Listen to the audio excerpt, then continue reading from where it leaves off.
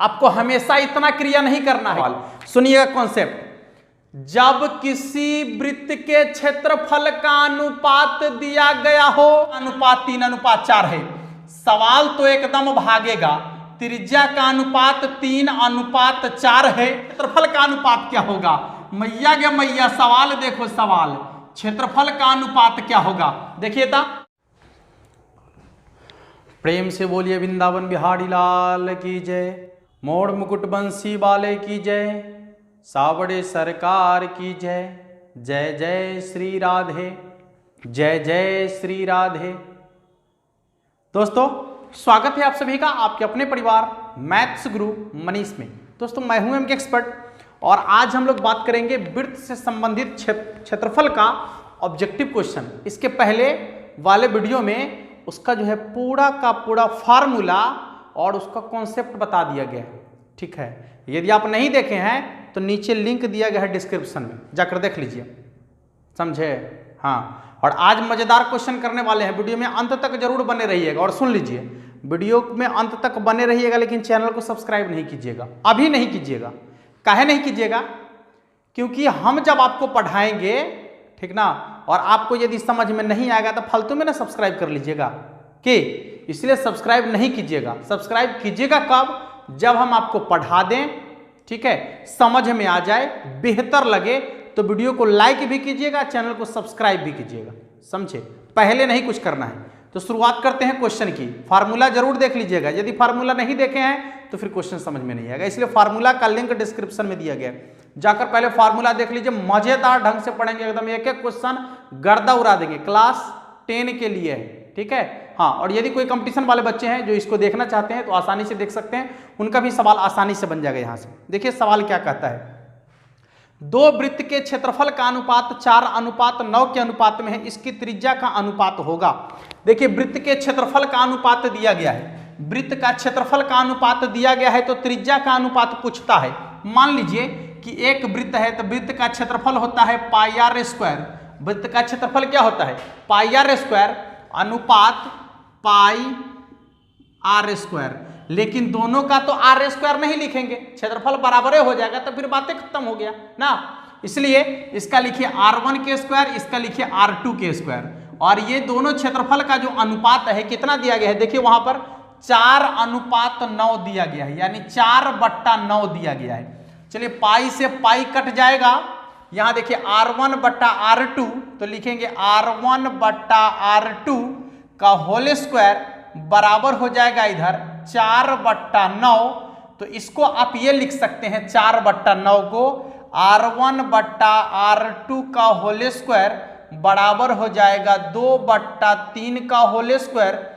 Square से square cut गया, ये क्या हो जाएगा? R1/R2, यानी R1:R2 बराबर हो जाएगा 2:3, यानी त्रिज्या का अनुपात हो गया कितना? 2:3। सुनिए, आपको हमेशा इतना क्रिया नहीं करना है, ये पहला क्वेश्चन था इसलिए क्रिया करके बता दिए, अब आपको क्रिया नहीं करना है। कैसे बनेगा सवाल? सुनिएगा कॉन्सेप्ट, जब किसी वृत्त के क्षेत्रफल का अनुपात दिया गया हो, जब किसी वृत्त के क्षेत्रफल का अनुपात दिया गया हो, त्रिज्या का अनुपात पूछे, ठीक है, त्रिज्या का अनुपात पूछेगा तो करना क्या है? जब त्रिज्या का अनुपात पूछेगा तो क्षेत्रफल के अनुपात का वर्गमूल, क्षेत्रफल के अनुपात का क्या करेंगे?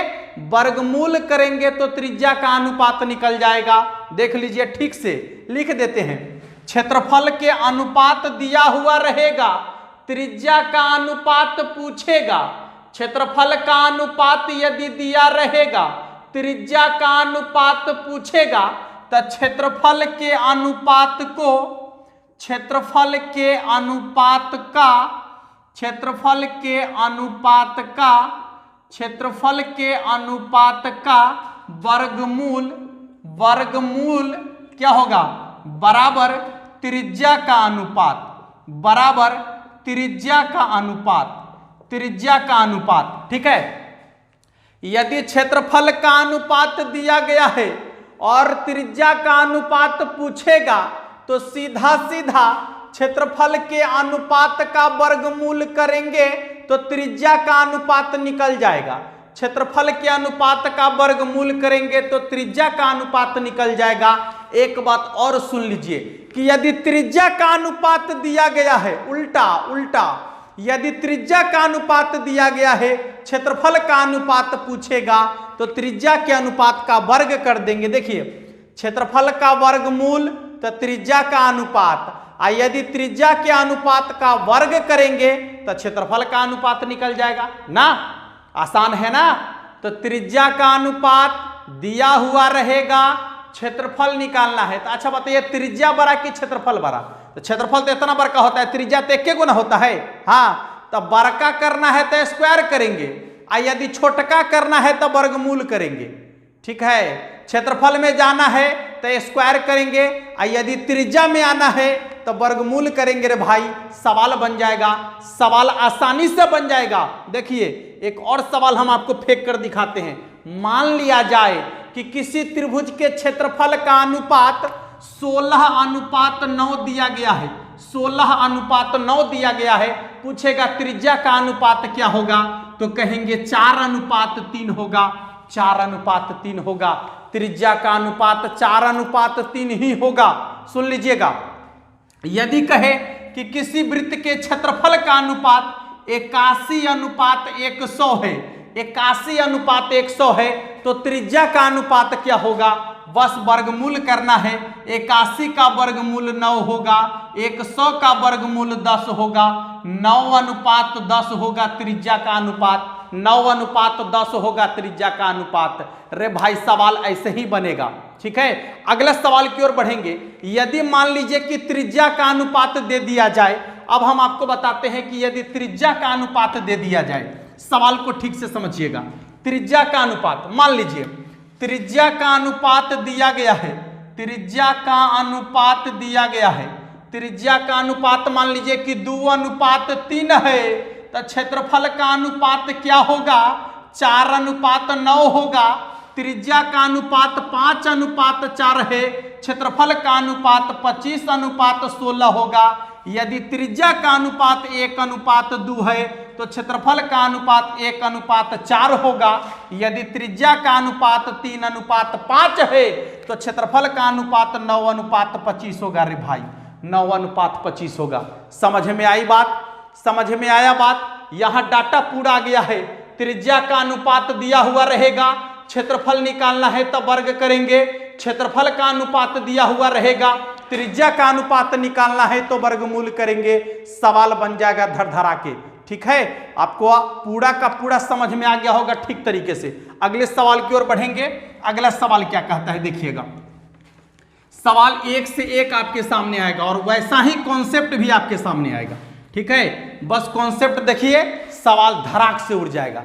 कॉन्सेप्ट देखिए, सवाल धड़ाक से उड़ जाएगा। दूसरा कॉन्सेप्ट बताते हैं कि यदि परिधि का अनुपात दिया हुआ रहे, यदि परिधि का अनुपात दिया हुआ रहेगा, यदि परिधि का अनुपात दिया हुआ रहेगा और आपको त्रिज्या का अनुपात पूछेगा, त्रिज्या का अनुपात पूछेगा।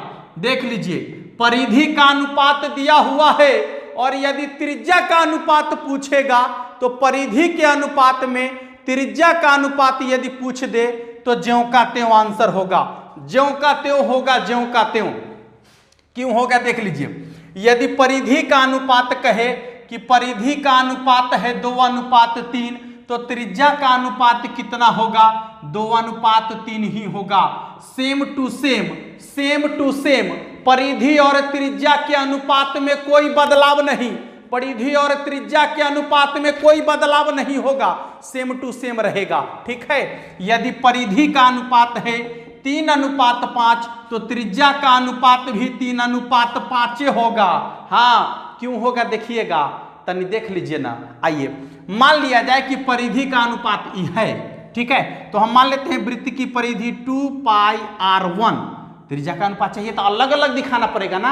हाँ, और उसके बाद 2πr2 अनुपात है 2:3। ये 2π से 2π कट गया, r1/r2 बराबर 2/3, यानी 2:3 इज द राइट आंसर। तो सवाल का कॉन्सेप्ट कहता है कि यदि परिधि का अनुपात दिया हुआ रहेगा, त्रिज्या का अनुपात पूछेगा तो ज्यों का त्यों, यानी परिधि और त्रिज्या में ज्यों का त्यों। परिधि कहेगा तो यो उतना ही, यदि त्रिज्या का अनुपात दिया गया है, परिधि का अनुपात पूछेगा तो यो उतना ही। ठीक है, हाँ क्षेत्रफल में गड़बड़ है लेकिन परिधि वाला में सेम टू सेम। परिधि का अनुपात जितना है उतना ही त्रिज्या का अनुपात, और जितना त्रिज्या का अनुपात है उतना ही परिधि का अनुपात, कोई बदलाव नहीं होगा। सवाल टनाटन बनेगा। ठीक है, सवाल टनाटन बनेगा। आइए सवाल देखते हैं, अगला सवाल अब क्या कहता है।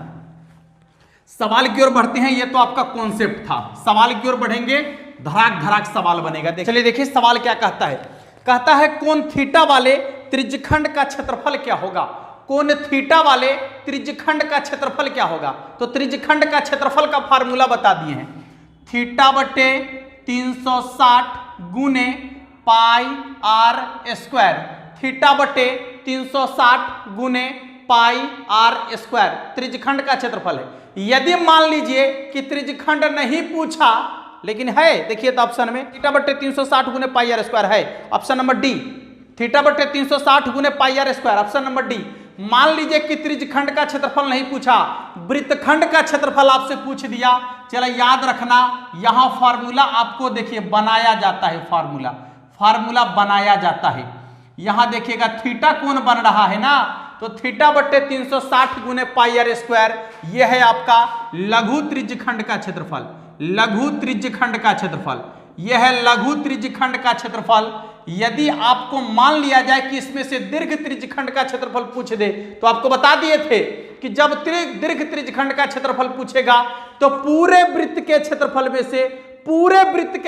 में से केवल ये लघु त्रिज्यखंड का क्षेत्रफल घटा दिया जाए तो दीर्घ त्रिज्यखंड का क्षेत्रफल निकल जाएगा। या यहां देखिए केंद्र पर 360 डिग्री का कोण बनता है, जिसमें थीटा तो हट गया, जो बच गया उसका क्षेत्रफल चाहिए। तो आप ये भी लिख सकते हैं दीर्घ त्रिज्यखंड का क्षेत्रफल, दीर्घ त्रिज्यखंड का क्षेत्रफल बराबर हो जाएगा आपका 360 डिग्री माइनस थीटा बट्टे 360 गुने पाई आर स्क्वायर। या ये लिख सकते हैं आप क्या, वृत्त का क्षेत्रफल माइनस लघु त्रिज्यखंड का क्षेत्रफल, वृत्त का क्षेत्रफल माइनस लघु त्रिज्यखंड का क्षेत्रफल। या आप दोनों में से किसी का प्रयोग कर लीजिए, कोई दिक्कत नहीं है। हाँ, फार्मूला लिख सकते हैं, वृत्त के क्षेत्रफल का होता है पाई आर स्क्वायर माइनस लघु त्रिज्यखंड का क्षेत्रफल देख लीजिए थीटा बट्टे 360 गुने पाई आर स्क्वायर। अब पाई आर स्क्वायर कॉमन ले लीजिए इसमें से, तो कितना हो जाएगा 1 माइनस थीटा बट्टे 360, 1 माइनस थीटा बट्टे 360। तनिए बढ़ा दीजिए 360 minus theta, pi R square into 360 minus theta बट्टे 360। एक ही बात ना आया। ठीक है, तो आप दोनों में से किसी का प्रयोग कर सकते हैं, कोई दिक्कत नहीं है। ठीक है, तो ये हो गया आपका। यदि इसी में मान लीजिए कि वृत्तखंड का पूछ दे, चाप का पूछ दे, किसी का भी पूछेगा, फार्मूला टोटल बताया गया है, आप जाकर देख लीजिएगा। समझे। हाँ, अगले सवाल की ओर बढ़ेंगे कि अगला सवाल आपका क्या कहता है। इधर उधर की कोई बातें नहीं, सिर्फ और सिर्फ आपका सवाल होगा और हमारा जवाब होगा। सवाल और जवाब के बीच कोई नहीं आएगा, यदि कोई आएगा तो मारा जाएगा। ठीक है, चलिए मजेदार सवाल कहता है एक वृत्ताकार पथ पर 3 धावक एक ही स्थान से दौड़ना शुरू करते हैं तो एक चक्कर लगाने में क्रमशः 1 घंटा, 3 घंटा, 5 घंटे का समय लेते हैं। तीनों धावक को प्रस्थान बिंदु पर फिर से मिलने के लिए कितना समय लगेगा। बाबू ये HCF LCM का सवाल है, ये HCF LCM का सवाल है, लेकिन आपका सवाल वृत्त में पूछा है तो हम यहीं पर आपको बता देते हैं आपका सवाल ये HCF LCM का है। लेकिन सुन लीजिएगा सवाल का कॉन्सेप्ट क्या होगा कि यदि 3 धावक हो, 4 धावक हो, 5 धावक हो, 6 धावक हो, 20 धावक हो, कितने धावक हो, उससे आपको क्या मतलब रहेगा। कोई मतलब नहीं है। मतलब किससे है कि वह एक ही बिंदु से चलना शुरू किया है, टाइमिंग सबका अलग अलग है, लेकिन प्रस्थान फिर से जहां पर प्रस्थान बिंदु है वहां पर पुनः मिलने के लिए आपको कहेगा तो तीनों का या चारों का या पांचों का या छओं का, जितना का टाइमिंग दिया हुआ रहेगा सबका एलसीएम निकालेंगे, एक ही बार में उसका मान निकल के आ जाएगा कि पुनः कितना देर बाद सब एक के साथ वहां पर मिलेगा। तो इसके लिए आपको निकालना पड़ेगा सबका एलसीएम। क्या निकालना पड़ेगा बाबू? सबका एलसीएम। यही बात यहां पर है। जो 3 धावक है उसको कितना कितना समय लगा है? 1 घंटा लगा, 3 घंटा लगा, 5 घंटा लगा। 1, 3, 5 का एलसीएम निकालिए, टाइमिंग पता चलेगा। प्रस्थान बिंदु पर पुनः मिलने का टाइमिंग पता चलेगा। 5 तिहाई 15 घंटा बाद। कितना देर बाद मिलेगा? 15 घंटा बाद मिलेगा। 1, 3, 5 का एलसीएम 15 होगा ना, तो 15 घंटा बाद तीनों एक दूसरे से मिलेगा। कहां? प्रस्थान बिंदु पर, जहां से दौड़ना शुरू किया था। ठीक है बाबू, अगले सवाल की ओर बढ़ते हैं। अगला सवाल क्या कहता है? हम सवाल और हमारे बीच जवाब, ठीक ना, बीच में कोई नहीं, सवाल और जवाब के बीच जो आएगा मारा जाएगा। चलिए, कहता है एक वृत्ताकार पथ पर 3 धावक, फिर वही बात, एक वृत्ताकार पथ पर 3 धावक एक ही स्थान से दौड़ना शुरू करते हैं तो एक चक्कर लगाने में क्रमशः 2 घंटा, 4 घंटा तथा 6 घंटे का समय लगता है। तीनों को प्रस्थान बिंदु पर पुनः मिलने में लगा समय। सवाल सेम टू सेम पूछा है, जवाब सेम टू सेम ठोकेंगे। क्या जवाब होगा? देखिए, 2, 4, 6, यही कह रहा है ना, 2, 4, 6, यानी एगो को 2 घंटा लगता है, एगो को 4 घंटा लगता है, एगो को 6 घंटा लगता है। लेकिन कहता है कि जिस बिंदु से तीनों दौड़ना शुरू किया है पुनः उस बिंदु पर कितने घंटा बाद मिलेगा, यानी आपको निकालना है तीनों का एलसीएम। तो होगा 2, 4, 6 का एलसीएम 12 के बराबर होगा। कितना के बराबर होगा? 12 के बराबर होगा। आप जाकर हमारा HCF एलसीएम वाला वीडियो देखिए, एकदम समझ में आएगा कि हम 12 कैसे लिखे हैं। ठीक है, देख लीजिएगा, उसका भी लिंक डिस्क्रिप्शन में दे दिए हैं। HCF एलसीएम वाला देख लीजिएगा, सब बुझा जाएगा आपको। ठीक ना? तो 12 घंटा बाद जो है तीनों एक दूसरे से प्रस्थान बिंदु पर मिलेगा जहां से तीनों दौड़ना शुरू किया था। ठीक है बाबू, चलिए, ये 2 सवाल था और यही 2 सवाल आप लोग को एग्जाम में 1-2 सवाल तो ऐसे ही आते हैं, लेकिन एक सवाल इसमें से पूछा जाता है। ठीक ना? तो आपको घबराने की जरूरत नहीं है। सवाल कहता है यदि किसी वृत्त की त्रिज्या दुगुनी कर दी जाए तो नए एवं पुराने वृत्त के क्षेत्र परिधि का अनुपात क्या होगा? परिधि का अनुपात क्या कहता है? त्रिज्या को दुगुना कर दिया जाए, माने पहले त्रिज्या 1 था, अब त्रिज्या 2 हो गया, तो त्रिज्या का अनुपात हो गया 1:2। जब त्रिज्या का अनुपात दिया गया हो और परिधि का अनुपात पूछेगा, ये त्रिज्या का अनुपात दिया गया है, तो जब त्रिज्या का अनुपात दिया गया हो और परिधि का अनुपात आपसे पूछे तो सेम टू सेम 1:2, 1:2। ठीक है, यदि त्रिज्या का अनुपात दिया गया हो, परिधि का अनुपात पूछेगा तो सेम टू सेम, यदि त्रिज्या का अनुपात दिया गया हो, क्षेत्रफल का अनुपात पूछेगा तो स्क्वायर करेंगे। क्षेत्रफल का अनुपात दिया गया हो, त्रिज्या का अनुपात पूछेगा, वर्गमूल करेंगे। मजेदार तरीके से सवाल बनेगा आपका। अगला सवाल, ठीक है, त्रिज्या का अनुपात 1:2 कह क्या रहा था, फिर से एक बार पढ़ लेते हैं। किसी वृत्त की त्रिज्या दुगुनी कर दी जाए, कितना कर दिया जाए? दुगुना कर दिया जाए, माने पहले त्रिज्या 1 था, अब उसका दुगुना 2 कर दिया, तो परिधि कितना होगा? ज्यों का त्यों होगा। सवाल देखिए, अगला सवाल क्या कहता है। अब सवाल को एकदम इत्मीनान से देखिएगा, सब समझ में आएगा आपको। सवाल कहता है यदि वृत्ताकार पथ पर, क्या बात है, सवाल फिर से वृत्ताकार पथ वाला पूछ दिया। चलिए कोई बात नहीं है। वृत्ताकार पथ पर 3 धावक एक ही स्थान से दौड़ना शुरू करते हैं तो एक चक्कर लगाने में 3 घंटा, 4 घंटा, 8 घंटे का समय लगता है। तीनों को प्रस्थान बिंदु पर पुनः मिलने में कितना समय लगेगा? बता दीजिए, बता दीजिए जल्दी। 3, 4, 8, 3, 4, 8। प्रस्थान बिंदु पर फिर से मिलने में कितना समय लगेगा? प्रस्थान बिंदु पर फिर से मिलने में कितना समय लगेगा? तो लगेगा आपको 3, 4, 8 का एलसीएम। 3, 4, 8 का एलसीएम कितना? 24। कितना हो जाएगा आपका 24, यानी 24 घंटा बाद मिलेगा, 24 घंटा बाद मिलेगा। ठीक है साथियों, अगले सवाल की ओर बढ़ेंगे। क्या कहता है? कहता है कि यदि किसी वृत्त की त्रिज्या आधी कर दी जाए, वाह वाह वाह वाह वाह, वृत्त की त्रिज्या आधी कर दी जाए माने आधा कर दिया जाए। देखिए ना, पहले वृत्त का त्रिज्या था 1, अब कर दिया गया 1/2, यानी ऐसे समझिए कि पहले वृत्त का त्रिज्या था 2 और ओकरा कर दिया आधा, तो 1 हो गया ना, हो गया।